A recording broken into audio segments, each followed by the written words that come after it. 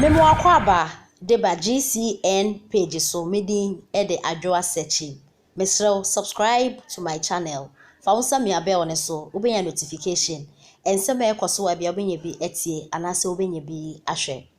Oru akwadwo agiman na okase na ne nsem a okan na ne se United States of America US of A new president Joe Biden sesie no ogusu a practice His Excellency Nana Akufo Addo ni protocols na ni rules a ode solve COVID-19 ewo oman Ghana na adofo 2020 ebeka ya abra COVID-19 eyi niti ewo Ghana hanom ekwan ya Nana Addo fa so solve ekwan ya Nana Addo eloki yen dawa oman yen duane ochiche niama na de emema Ghana fo no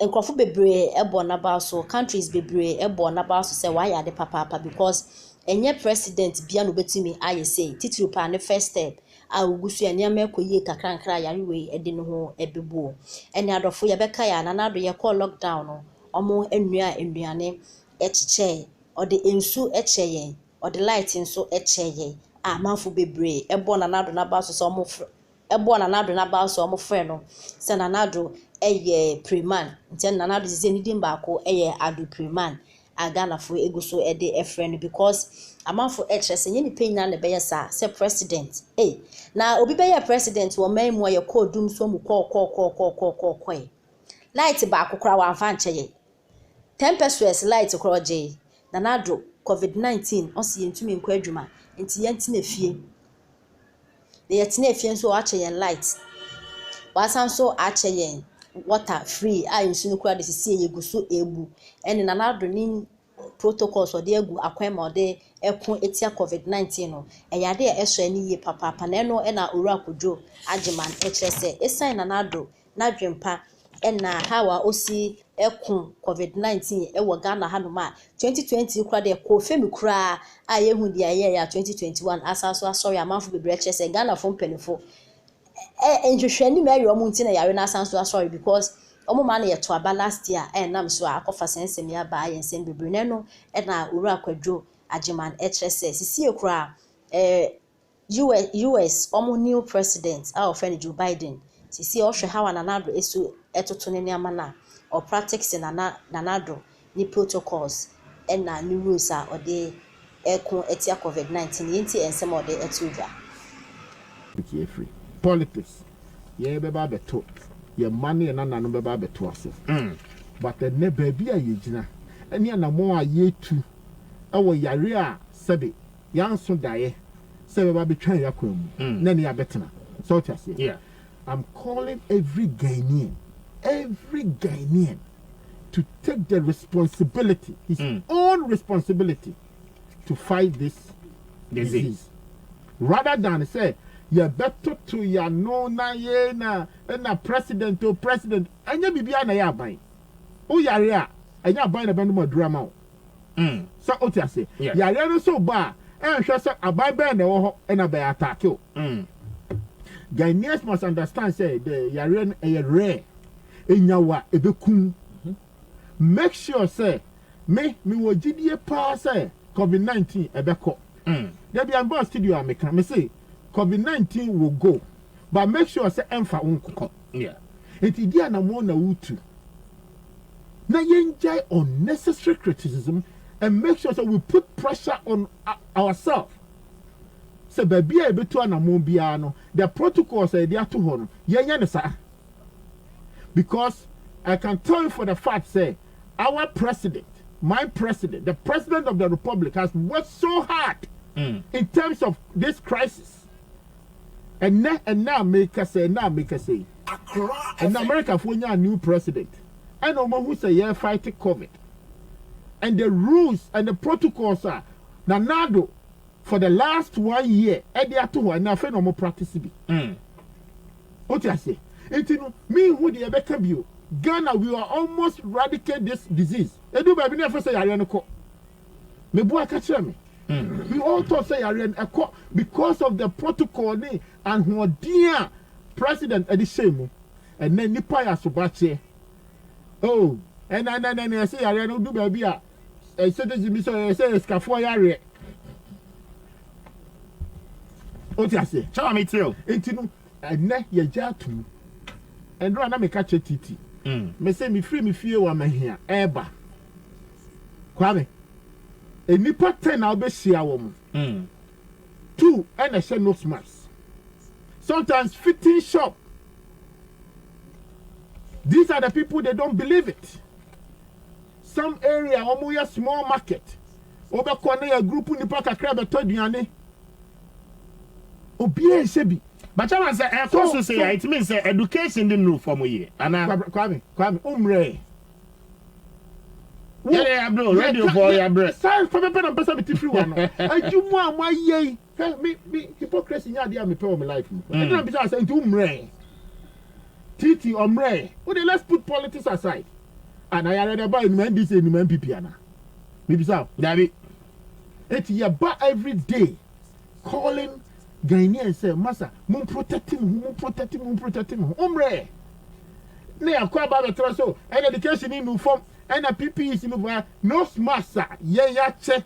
And this is for che be in terms of politics. Kwame. Who the funding in come? Individuals, non-governmental organizations, NGOs are the enema on my year to support this COVID-19. I had dear and you bet me up to her catcher who say, Kwame, education call for. Suku I had to my mother Tenefi, or Baba Tenefi as I told you any money in Nikakana. What is the reason? So when you saw Baba Tenefi for the last 1 year, who be who said me Baba Tenefi because of Saya Railway. It's the idea protection bill now pay. And the education part now pay bill. And the education bill now pay. And the chairman Ghana for na so branch now say Ghana so branch, and that's what I'm calling for. Let's call the spade a spade. Yeah, so branch here as so dean. We always want to blame, we always want to shift responsibility on someone. And then make us say, about time be out fee. You are a leader. Let's call leadership not just looking at Nonado. Let's call leadership is our home.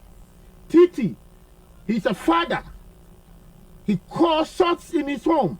Chairman Kojobuati the same. You have your children. You call shots. You give orders. Sabi yati efi enya Nonado na ebema orders ofi. Meboa. We give orders. Sleep at 9 o'clock. Sleep at 10. All these things. Let that leadership happen at every home and every corner of this country. And make sure that we are fighting that cause. Me, that is my calling this morning. So you are agro. And I don't know pay you. First, I need old age. Say, I'm no immune system yellow. Yeah. And then yeah, group age. The last time I 40, checked, Confanoche, 11-year-old baby. Thank you. In your COVID.